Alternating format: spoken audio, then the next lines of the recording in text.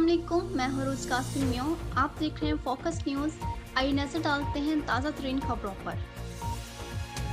बाटा government boy primary school लाला अब्दुल हुसैन पठान का मरकजी school बहुत सी बुनियादी सहूलियात से महरूम।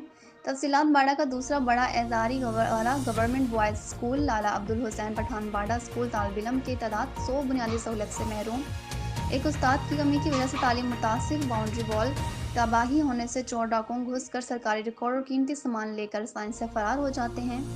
स्कूल चौकीदार न होने से रोलो कुत्ते और दीगर जानवर स्कूल में दाखिल हो जाते हैं। स्कूल के कोने कोने पर इनका जाल बिछा हुआ है। स्कूल में बदबूदार हो गया है। मासूम बच्चे उस्ताद ग्रामीण नाक पर रुमाल बांधने पर मजबूर।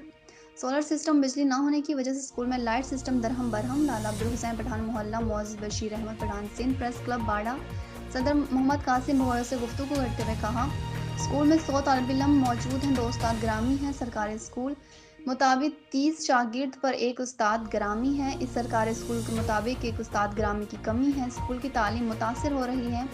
बाउंड्री वॉल में स्कूल चौकीदार न होने से चोर डाकू स्कूल में दाखिल होकर सरकारी रिकॉर्ड और दीगर सामान लेकर आसानी से फरार हो जाते हैं। स्कूल का फर्नीचर खोट की वजह से कई बच्चे ज़मीन पर बैठकर तालीम हासिल कर रहे हैं। मजीद कहा, डीसी लाड़काना डायरेक्टर एजुकेशन अरकाना education Sindh secretary Pakistan Peoples Party MP Sardar Hasbullah Khan भगोड़ा साहब से अपील करते हैं, हमारे जायज़ मुतालबात पर गौर करें, स्कूल की बुनियादी ज़रूरियात पूरी की जाए। गवर्नमेंट बॉयज़ स्कूल लाला अब्दुल हुसैन पठान बाड़ा के गरीब अवाम के बच्चों का मुस्तकबिल बचाया जाए।